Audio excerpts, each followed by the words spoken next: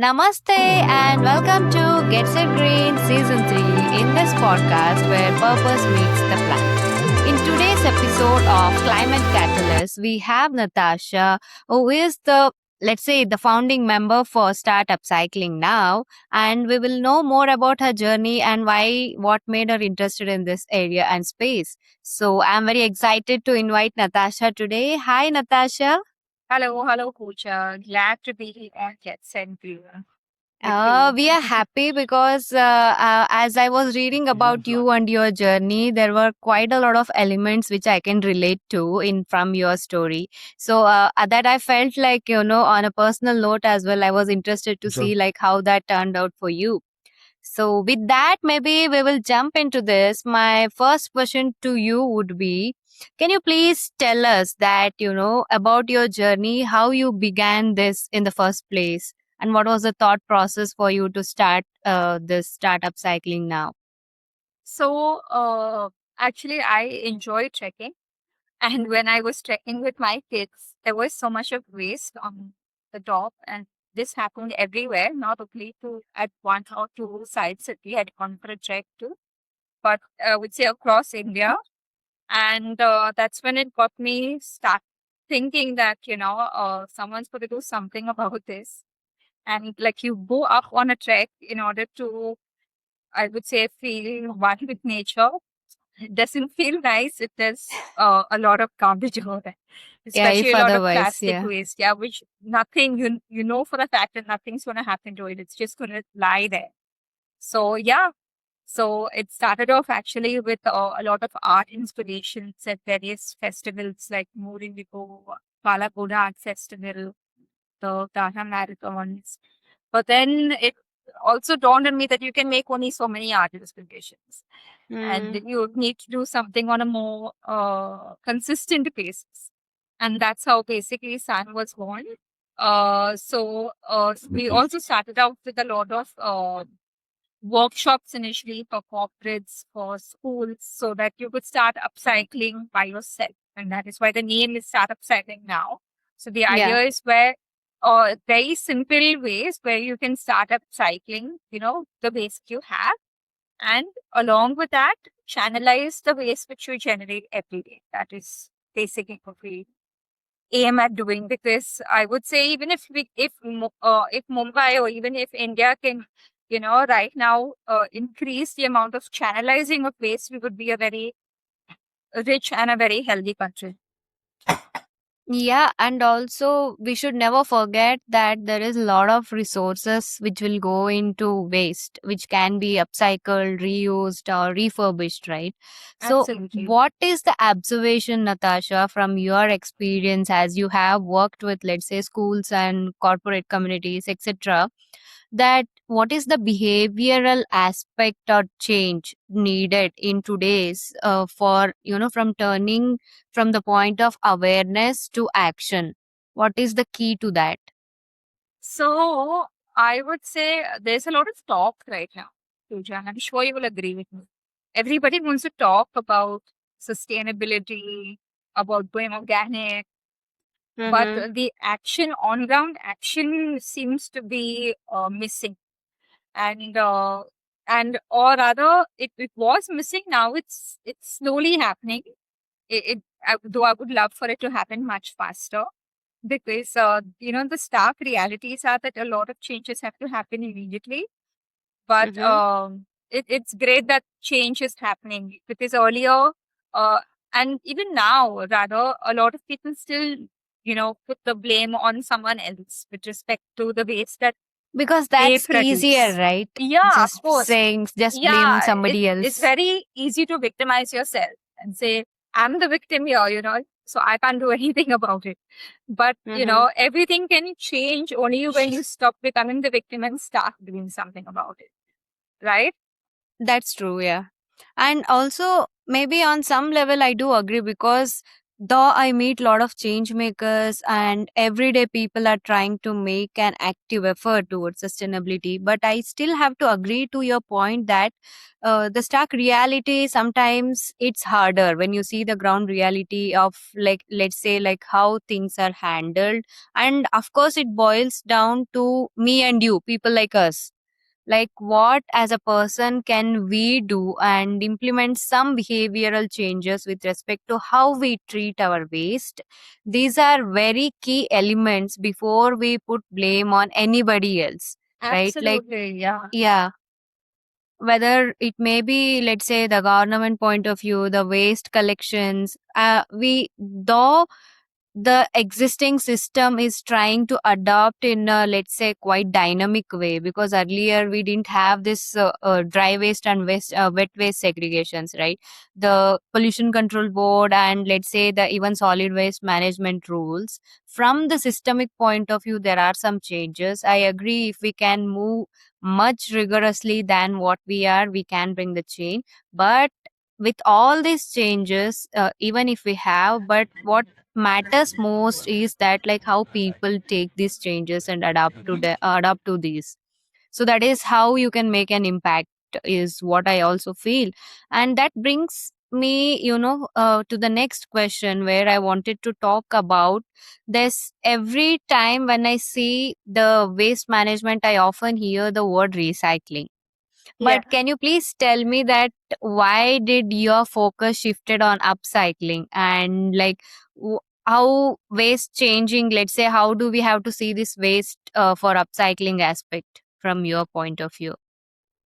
So, when you recycle something, the value of it actually reduces.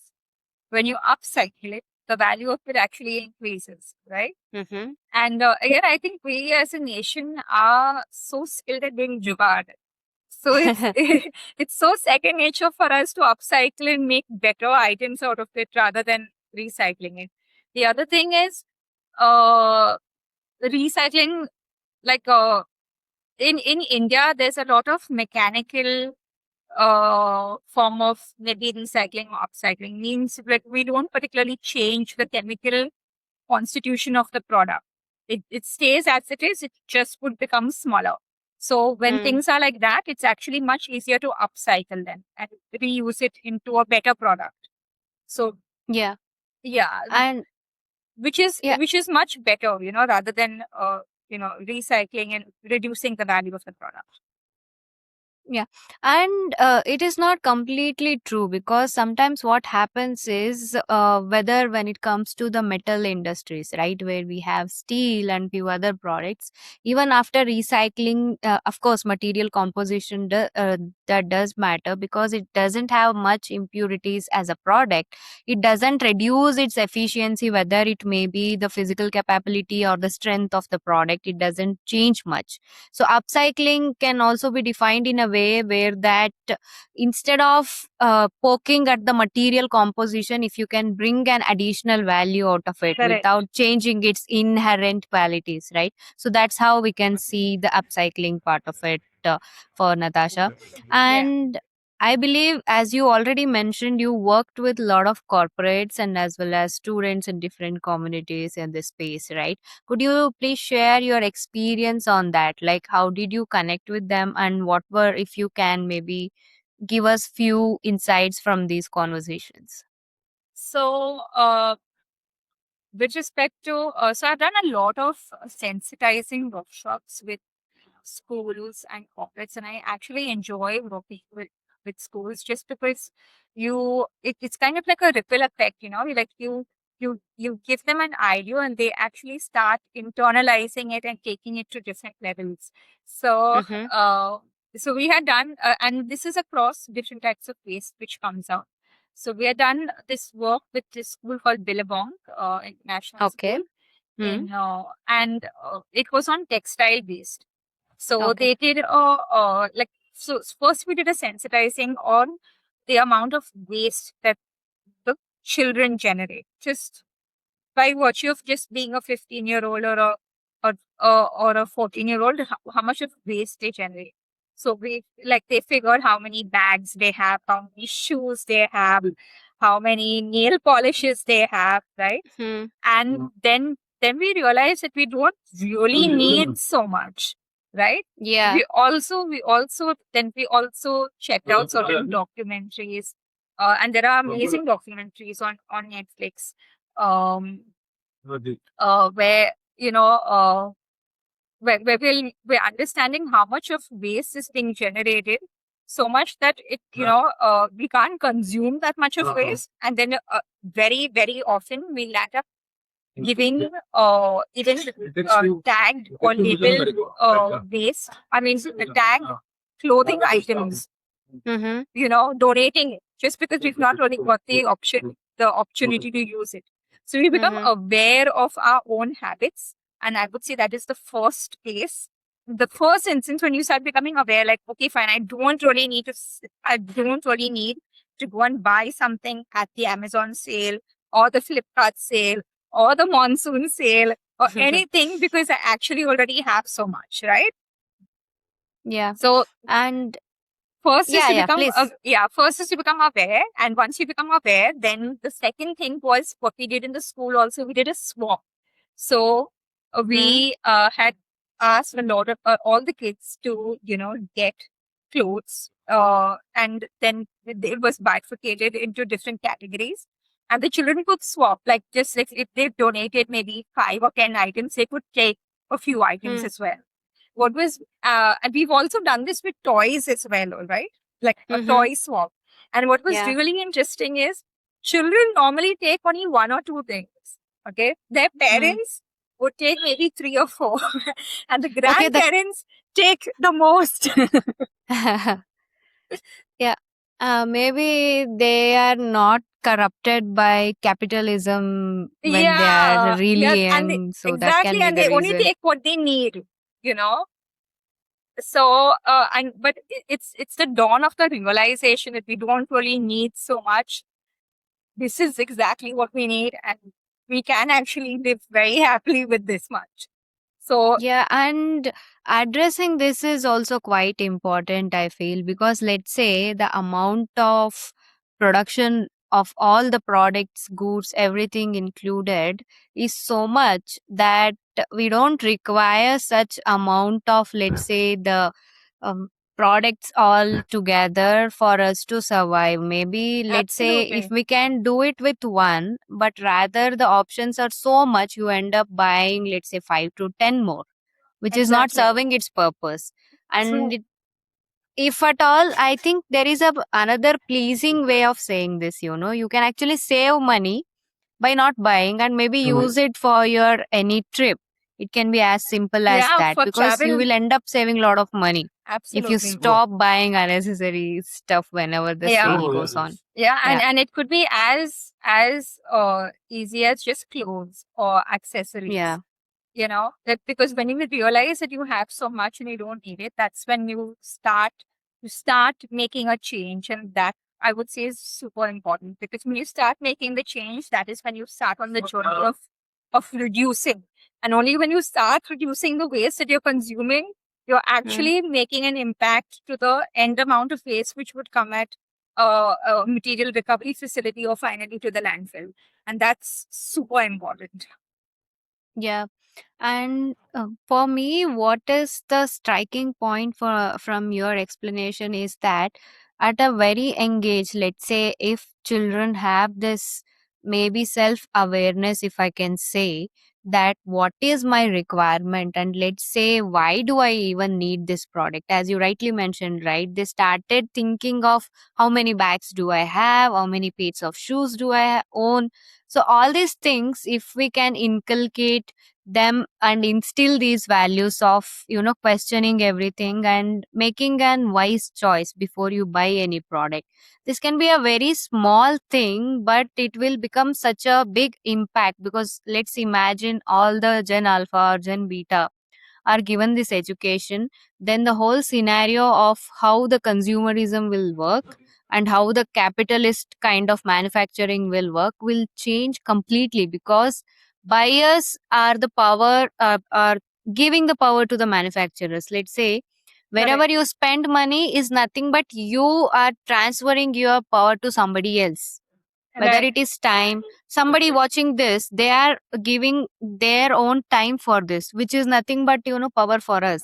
And somebody spending money on something, let's say for any services, that is giving power to somebody else. Right. It always Right. doesn't have to be that let's say purchase of only goods, right? Wherever we spend our time, what do we consume, and where do we put our money to, is everything Right. will result in these aspects, Natasha.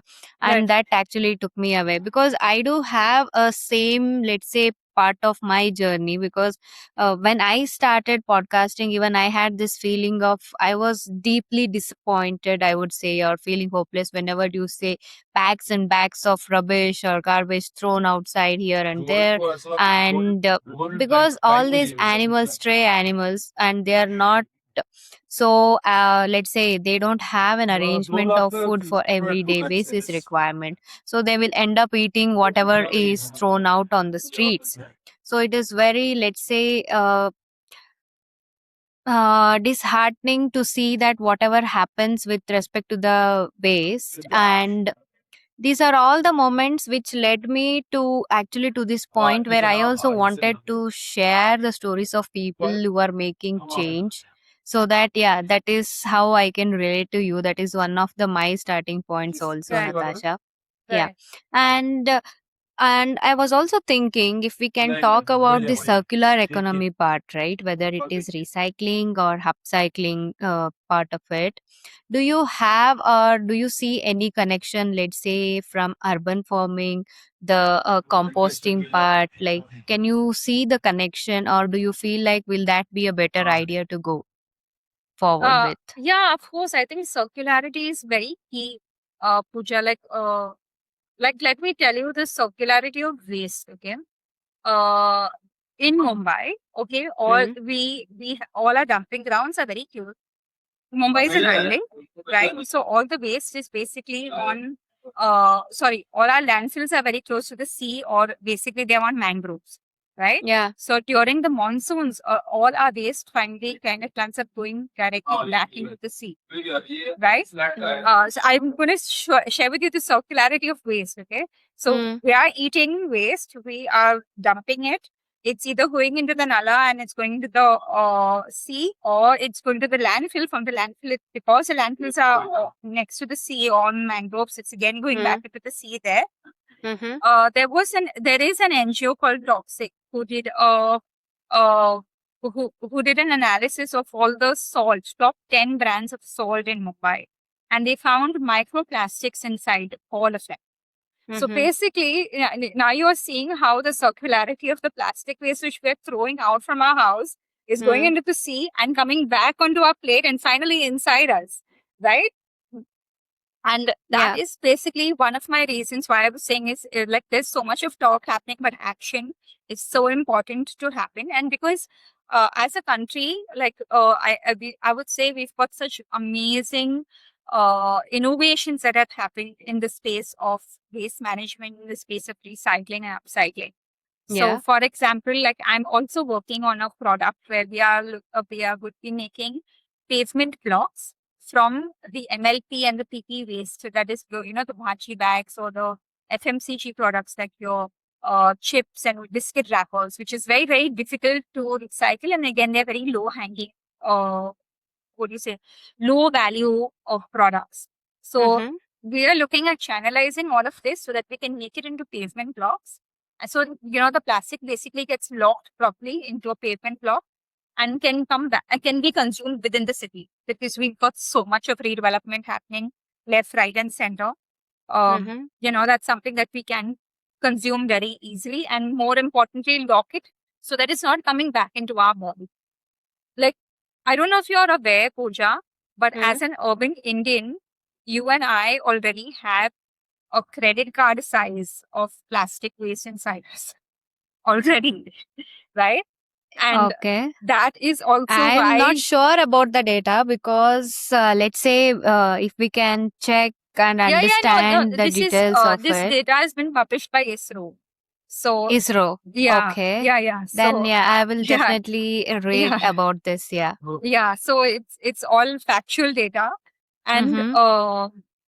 So it's very important that we actually do something to stop the waste from going back into the sea, going back into the nalas, and coming, to us. Even from, throwing those bags of puja flowers into the sea or the nalas. I think that would be something like, while the puja flowers are absolutely fine because it's biodegradable, the packaging is not fine.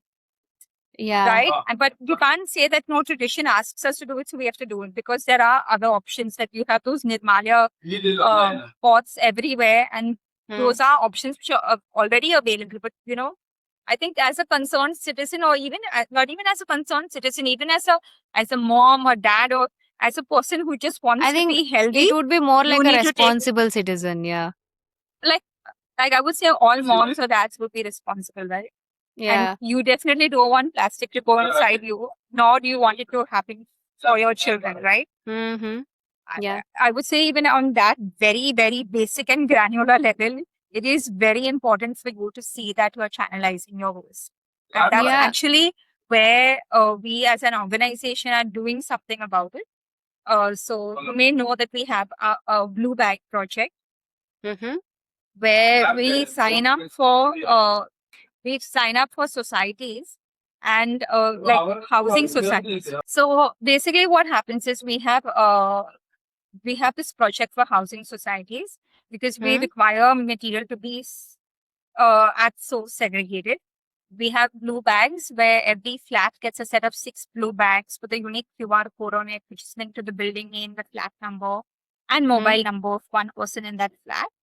And they can put all their clean dry waste and everything, from the baji bags that you get in the market to your your grocery bags. So you've gone and you've picked up dal, chawal, lentils, etc., all those bags, the soap of washing soaps, all the packaging material, all like your blankets, takeaway containers, all of that get put inside this bag, along with your glass, your metal, your plastic, hair oils, shampoo bottles, sachets, etc. And we collect it from the building once a week, because generally a family of 4 takes about 1 week to fill up a bag. And But how about this wet waste? Because it starts producing, let's say, yeah, a not bad so. odor after a So day or two. puja wet waste is something like we can tackle a little later, because I would say waste management is something that needs to grow on you. So uh, at least if the dry waste is channelized properly this way, because it is clean, we everyone gets paid at 4 rupees a kg for their dry waste, and because it's clean, it can actually be sorted and recycled, which is very important, because as a country we already have a rule which says that 25% of the plastic waste that any new product is made of has to have recycled plastic, and they are importing that. So it's not that we don't have enough. We have a lot.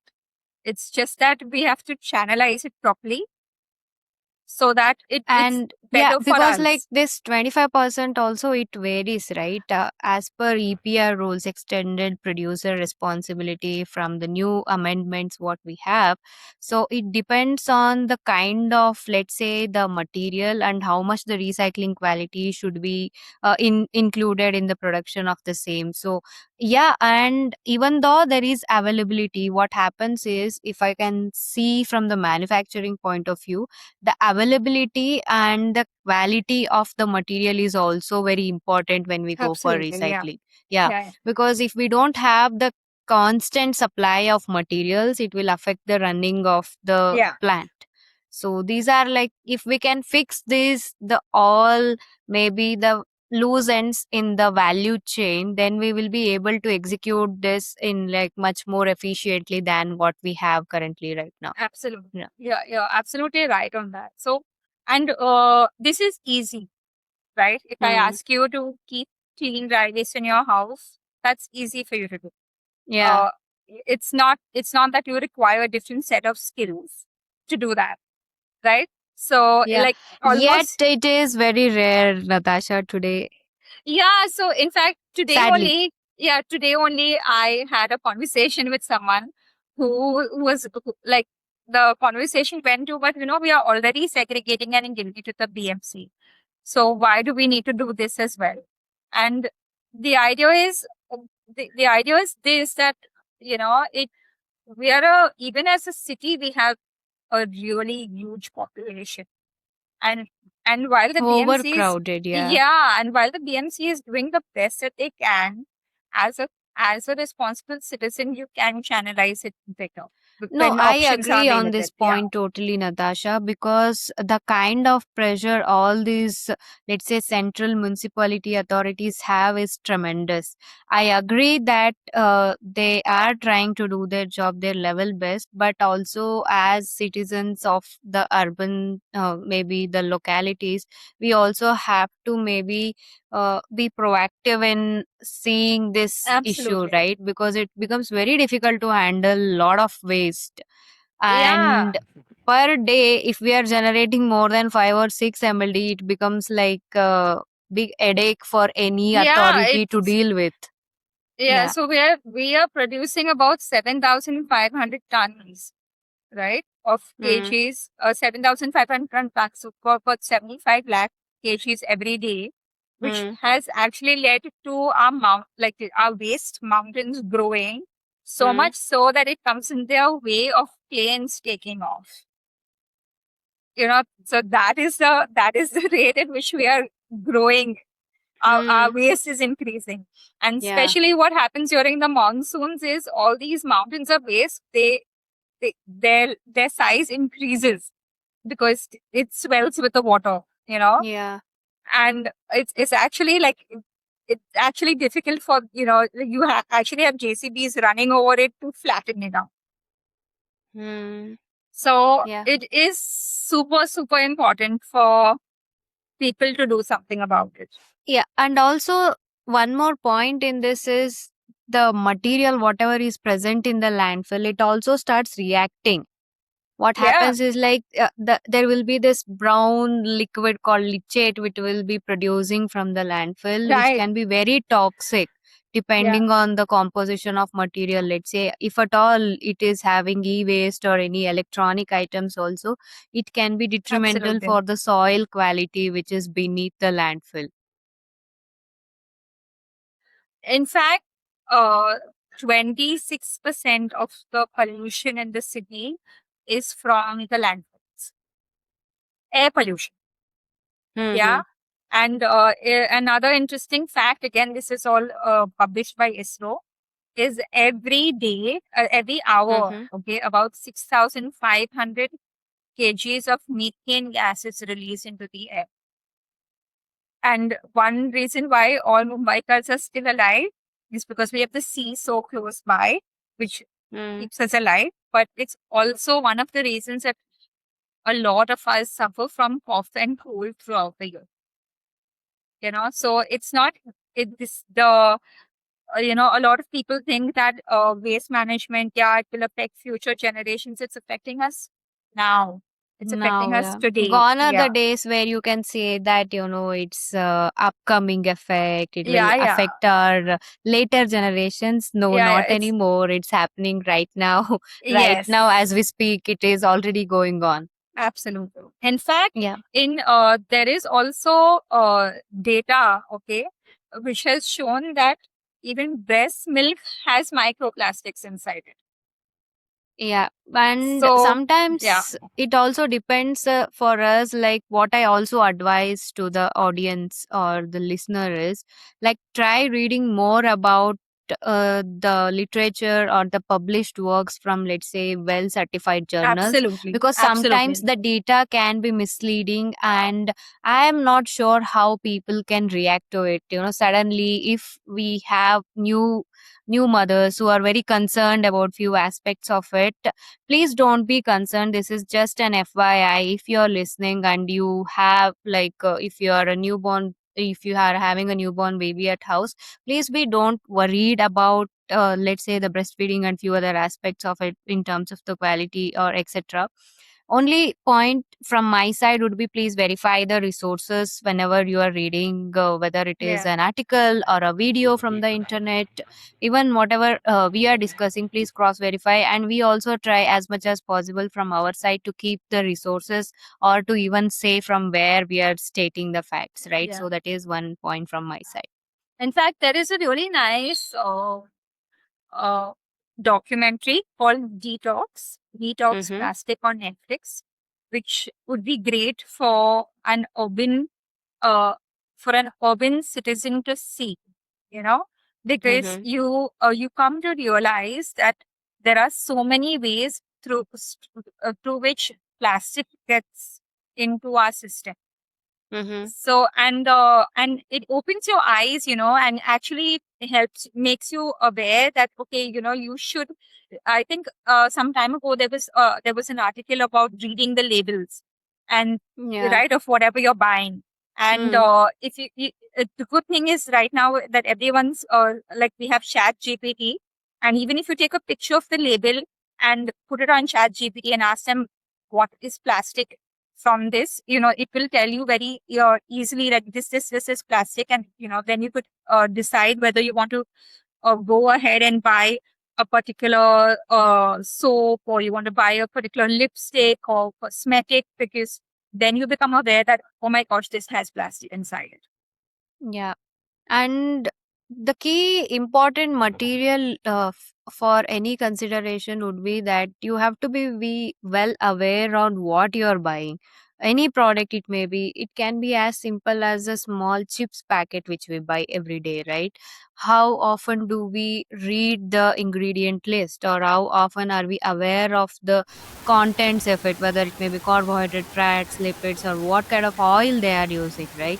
Everything is very important. So if we can maybe try and understand the way of, let's say, spending some time on understanding the composition of the product, and also to see what are all the ingredients it is consisting or made up of, and what effects can it cause. And cosmetics, yes, there are lot many things which are available in the market which are not completely safe, and it can cause, let's say, huge endocrine disruptors and many various, I don't know how many chemicals, or the way the cosmetic industry is going on. It is very important, if at all we have the good and well manufactured cosmetics, well and good. But the ones which we find with no proper data, and if they are being manufactured with not, let's say, in a very proficient and efficient way, then that will have a long term effect, whether it may be on health or as well as on the environment also, to be honest. So Pooja, on this note, interestingly, while there are laws to, reduce microplastics going into the sea or land, okay, interestingly, there are not there, and you correct me if I'm wrong, but there are not many laws with respect to the use of plastic in cosmetics, detergents, and products that we use at home. So Uh, that is uh, basically that. Natasha, yeah, yeah. So No, what so I will yeah. say is, like, we do have laws on that, like any product, because any chemical or any material which we buy, whether it is for personal hygiene or for, let's say, the cleaning purposes, they are supposed to be bound by certain proportion of that particular chemical. They cannot go beyond, which can cause any kind of effect. And it will be monitored by, as far as my understanding, in India it will be dealt by this Federation of Drug Associate. I am So very wrong with my memory, I cannot see no, the like, like what full. I mean to say is, like, where you have these micro beads in Hmm. your toothpaste, or you Hmm. have it Hmm. in the face wash. Hmm. Hmm. Hmm. So the micro beads are also plastic.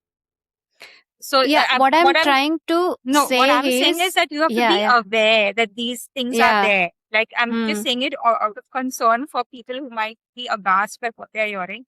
Hmm. Hmm. Be Hmm. aware, and you can always cross check it just by taking a picture of it and cross checking it on a Chat GPT, or Hmm. see Hmm. what Hmm. are the contents, and then use your products, or use whatever you want to use, being aware of what is inside it, so you are Yeah, safe.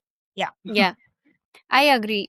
Being well aware and educated on what we are applying on the surface Yeah, of our skin, or what we are inhaling, or what we are ingesting, like eating, everything, it is very important to clarify. But to your question, Natasha, yes, we do have such criterias whenever a product is being manufactured. Maybe we can take an example of, let's say, lipstick, yeah, where any composition which might affect, because it is applied on skin and you can also consume it in the process. So what I was trying to say is, like, any product, let's say especially coming from the cosmetics point of view, we do have a standard which has to be followed from the government of India, where they try and track, they will prescribe, let's say you are not supposed to go beyond certain limitations of any particular chemical or whatever it may be. But we do have, as a regulatory stand, it is there. that's correct. Yeah, But the monitoring might vary. I'm not sure like how actually the monitoring goes on, especially when it comes to India. But if we speak of the western countries, right, there they have this really rigorous, let's say, the benchmarks and the standards, where you cannot and you will never be able to exceed those quantities whenever you're manufacturing. And this goes for all the baby products, right? Personal care for any baby products, they are very crucial, and they are very strict about like any product which comes into contact with small children, babies. So yeah, we do have regulations around that to monitor the what is actually the composition of the product. And that brings to me the last question I wanted to talk to you on is, so Natasha, as someone who is building a purpose driven organization, right, what have you learned about turning sustainability into something that can actually scale and sustain itself? Because sometimes, even though you have good intentions, in the market you need to have this standpoint to maintain a business, right? So right. that's what I wanted to know from you, Natasha. I would say being sustainable and financially stable is super, super important from any business point of view. And uh, I think like a lot of people I know are passion driven with respect to sustainability. Uh, but it's like I would say, uh, finally, even when you're selling your product, or even if you're purchasing a product, you will always check and see whether it like, especially if it's something that has to happen on a daily basis, or it's a service that you have to use daily. Everything will be justified, or everything will be valued as per commercial items. So that is something that you have to always consider, even if you're giving a good Yeah. sustainable system in place.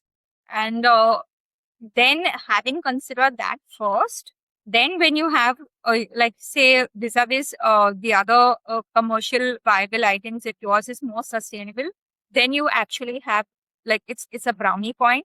And especially younger generations, corporates, even schools are more uh, then looking forward to work with you rather than, your other peers in the market.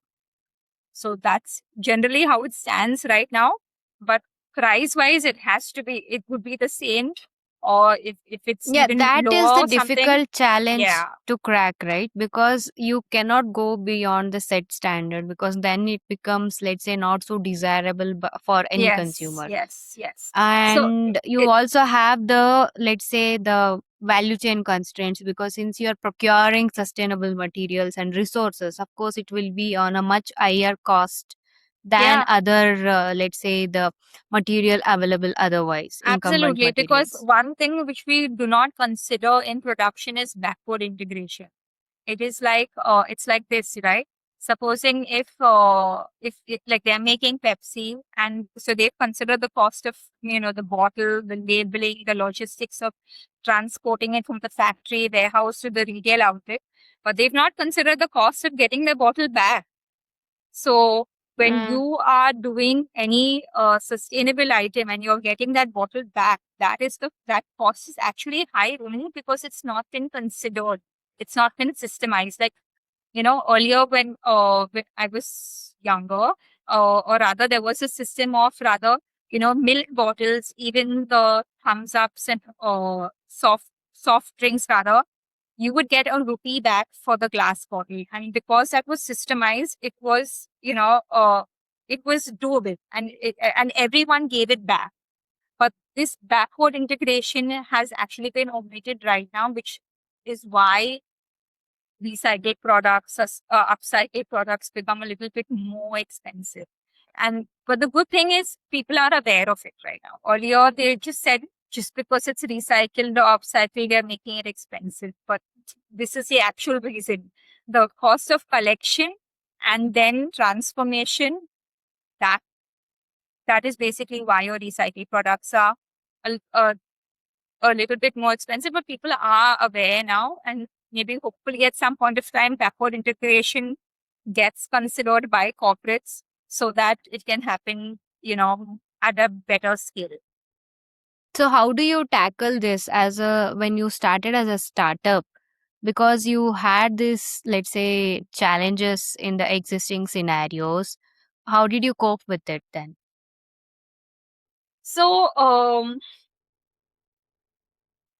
see, what we do, we provide a service, Mm, Pooja. So we provide a service of waste management. mm, So while some people do like say the BMC right now comes and picks up waste and then goes and puts it at the dumping ground.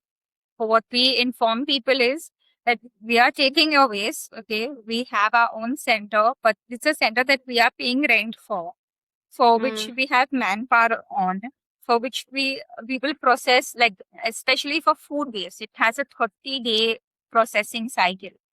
So mhm. I was like, the whole cycle has to be completed, and that is why you will be paying a little bit. You will be paying more than you were giving it to the municipality, because over there, like the municipality is of course a much bigger body, so you can't even compare it to Yeah, to an entrepreneur. And these are yeah. all costs that as an entrepreneur you take. So this is what we would tell people. But be rest assured that everything that you're actually you're giving to us becomes compost.